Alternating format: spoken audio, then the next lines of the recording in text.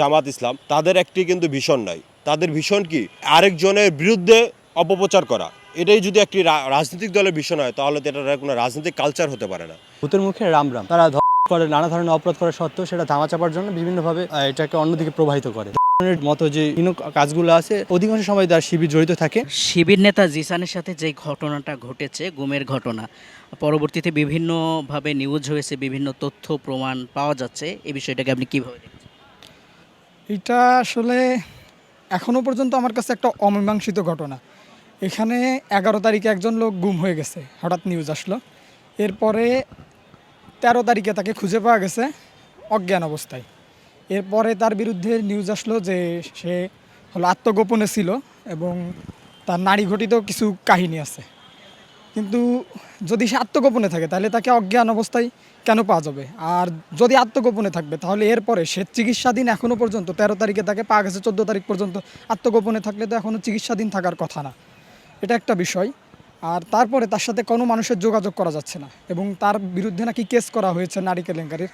তো যদি কেস করা হয়, যে নারী কেস করছে সে কিংবা তার ফ্যামিলি কোথায়, তারা কিছু বলতেছে না কেন? এবং তার সাথে এখনও কেন যোগাযোগ করতে দেওয়া হচ্ছে না? এই জিনিসগুলা মানে একটা কনফিউশন তৈরি করে। দেখেন, আমরা একটি সংসদের বিরোধী দলের নেতা এবং বাংলাদেশে বর্তমান বিরোধী দলের সর্বোচ্চ নেতা জামাত ইসলামের আমির ডক্টর শফিকুর রহমান, তার মাধ্যমে একটি সামাজিক যোগাযোগের মধ্যে তার মাধ্যমে এরকম তথ্য উপাত্ত ছাড়া একটি পোস্ট দেওয়া, এটা কত বড় জঘন্য অপরাধ হতে পারে আমরা এটা কল্পনা চিন্তা করতে পারি না। হয়তো একটা সাধারণ একটা শিবির নেতা বা একজন জামাত নেতা পোস্ট দিতে পারে, এটা মানা যেতে পারে, কিন্তু একজন সংসদ বিরোধী দলের নেতা এবং জামাতের সর্বোচ্চ নেতা সে যদি এরকম অপপ্রচার করে তাহলে এই রাষ্ট্রে তো শৃঙ্খলা ধরে রাখা অনেক কষ্ট হবে। এই 5ই আগস্টের পরিবর্তিত সময় বিভিন্ন সন্ত্রাস বাহিনী বা যারা পরাজিত শক্তি ছিল, 5ই আগস্টে যারা পরাজিত হয়েছে, তারা অনেক সময় এটা সুযোগ নেওয়ার জন্য কাজ করতেছে। আমরা যদি সেই সুযোগটা তাদের তৈরি করে দেই তাহলে আমরা তো এই রাষ্ট্র আবার ব্যর্থ রাষ্ট্রে পরিণত হবে। এই রাষ্ট্রে যখন দীর্ঘ 17 বছরে বিএনপি ক্ষমতায় ছিল না, সেই সময় কিন্তু বিএনপির একটি ভিশন ছিল যে এনারা 30 সালের মধ্যে এই রাষ্ট্রকে এভাবে গঠন করবে, বা এদের কিন্তু অনেক দফা ছিল যে এই রাষ্ট্রকে এইভাবে গঠন করলে এই রাষ্ট্রটা বিশ্বের সাথে তাল মিলিয়ে চলতে পারবে। কিন্তু আমি মনে করি একটা জামাত একটি দলে, এত বড় একটি রাজনৈতিক দল, যেহেতু বাংলাদেশের বৃহত্তর সেকেন্ড রাজনৈতিক দল জামাত ইসলাম, তাদের একটি কিন্তু ভীষণ নাই। তাদের ভীষণ কি আরেকজনের বিরুদ্ধে অপপ্রচার করা। এটাই যদি একটি রাজনৈতিক দলের ভীষণ হয় তাহলে তো এটা কোনো রাজনৈতিক কালচার হতে পারে না। শিবির নেতা জিসান প্রধান সে একটা ধর্ষণ করছে, ধর্ষণ করা সত্ত্বেও সেটা গোপন রাখার জন্য সে নিজেকে আত্মগোপন করে এবং সেই দায়ভার চাপানো হয় বিএনপির উপর। আর তারা সেই জিসান প্রধানেই এক কথা শিবিরেই নীতি কথা শোনায়, এক কথা হচ্ছে ভূতের মুখে রাম রাম। তারা করে নানা ধরনের অপরাধ করা সত্ত্বেও সেটা ধামাচাপার জন্য বিভিন্নভাবে তারা এটাকে অন্যদিকে প্রবাহিত করে।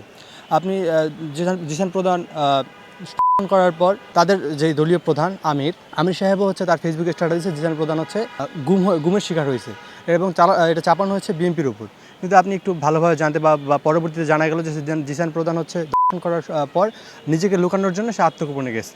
আর আপনি শুধু শিবির এখন না, সেই প্রতিষ্ঠা লগ্ন থেকেই তারা দেশের বিরুদ্ধে বা দেশের স্বাধীনতার বিরুদ্ধে, দেশের শৃঙ্খলার বিরুদ্ধে তারা এই ধরনের অপকর্ম চালিয়েছিল। আপনি দেখবেন স্বাধীনতার সময় শিবির, এক কথা জামাত, দেশের গণমানুষের উপর, দেশের নারী জাতির উপর তারা বিভিন্ন ধরনের এবং বিভিন্ন ধরনের অপকর্ম তারা তখন চালায়।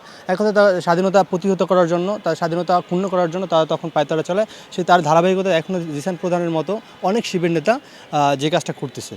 তারা দেশের স্বাধীনতা সহ দেশের নারী জাতির ইজ্জতহানি সহ বিভিন্ন ধরনের অপকর্ম তারা এখন নিয়োজিত আছে। আমি বলতে রাখি হচ্ছে দেশে বর্তমান এই যে ধরনের যেই মতো যে হীন কাজগুলো আছে অধিকাংশ সময় তার শিবির জড়িত থাকে।